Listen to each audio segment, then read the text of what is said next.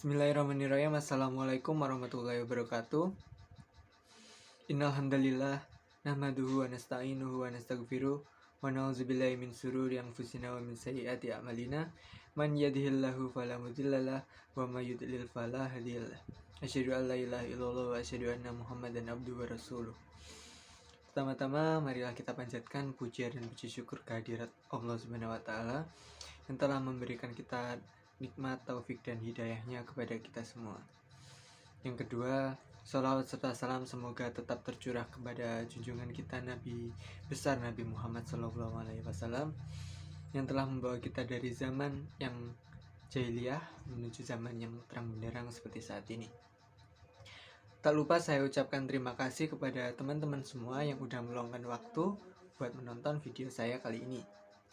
Perkenalkan, nama saya Surya Aji Nugroho.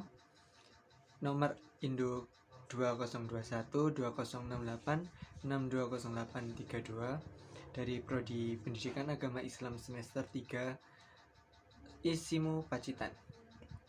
Pada video kali ini saya akan memberikan kultum singkat tentang ikhlas dalam beribadah guna untuk menyelesaikan tugas ujian tengah semester mata kuliah tafsir 1 dengan dosen pengampu Bapak Muhammad Khairul Huda. Teman-temanku semua, apa sih ikhlas itu?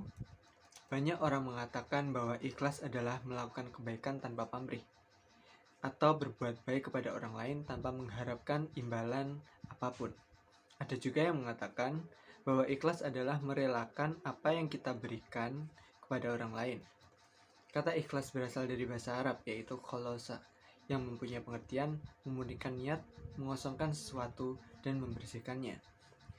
Ikhlas merupakan kesucian hati dalam beribadah atau beramal untuk menuju kepada Allah. Ikhlas adalah suasana kewajiban yang mencerminkan motivasi batin ke arah beribadah kepada Allah dan ke arah membersihkan hati dari kecenderungan untuk melakukan perbuatan yang tidak menuju kepada Allah. Dengan satu pengertian, ikhlas berarti ketulusan niat untuk berbuat sesuatu hanya kepada Allah. Ikhlas sendiri mempunyai banyak sekali dimensi dalam kehidupan sehari-hari. Contohnya, ikhlas dalam bekerja, ikhlas dalam beramal, ikhlas dalam mengajar, dan ikhlas dalam beribadah. Nah, contohnya apabila kita masukkan dalam konteks ibadah,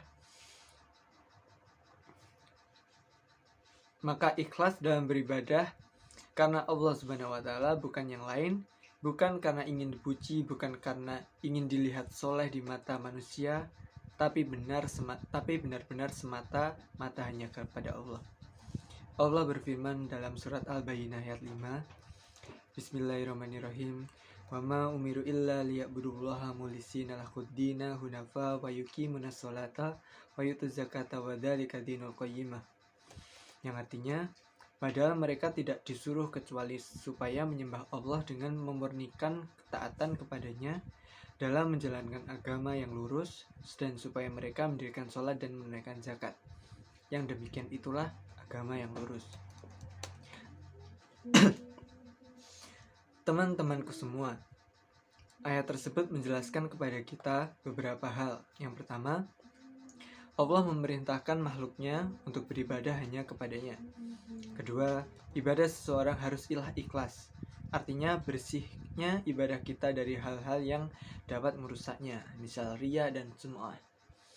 Ketiga, kita harus berpaling dari agama atau ajaran lain selain Islam. Kita harus condong kepada Islam, kepada apa yang telah disampaikan oleh Nabi Muhammad. Keempat, bukti ibadah kita yang ikhlas adalah melaksanakan sholat dan menunaikan zakat pada waktunya. Itulah agama Allah, iman yang dibuktikan dengan amal soleh yang terwujud dalam sholat, zakat, dan syariat Islam lainnya. Apabila ibadah tidak dilandasi dengan ikhlas dan kejujuran, akan sia-sia dan seolah tak berbekas bagi orang yang sibuk dengan dirinya, dengan duniawi, tanpa menempatkan agama sebagai prioritas hidup. Fenomena di atas banyak sekali terjadi di sekitar kita. Bahkan mungkin tanpa kita sadari, kita juga termasuk salah satunya. Tapi semoga saja Allah menghindarkan kita dari sifat seperti itu. Teman-teman semua, ikhlas dalam beribadah menjadi sangat penting untuk pupuk dalam diri, karena dengannya semua urusan menjadi lebih terang dan mudah untuk dijalankan. Ikhlas juga penting untuk diperhatikan, karena setiap amalan yang kita buat tidak sah di mata Allah jika kita tidak ikhlas. Ikhlas menjadi barometer sebesar apa pahala yang kita dapat. Semakin ikhlas seorang dalam beramal, semakin besar juga balasan yang didapat. Semakin murni kita beramal dan beribadah hanya kepada Allah, maka semakin bernilai amal itu di sisinya. Oke, baik, setelah memahami pentingnya ikhlas dan beribadah, maka hendaknya kita mulai memupuk dan melatih diri untuk ikhlas dalam segala hal, sehingga amal kita tidak sia-sia di mata Allah Subhanahu wa taala. Amin amin ya rabbal alamin. Saya kira cukup sekian kultum yang singkat tentang ikhlas kali ini. Semoga apa yang saya sampaikan bisa bermanfaat bagi kita semua yang melihat. Jika ada salah kata, saya mohon maaf. Wabillahi taufiq wal hidayah. Wassalamualaikum warahmatullahi wabarakatuh.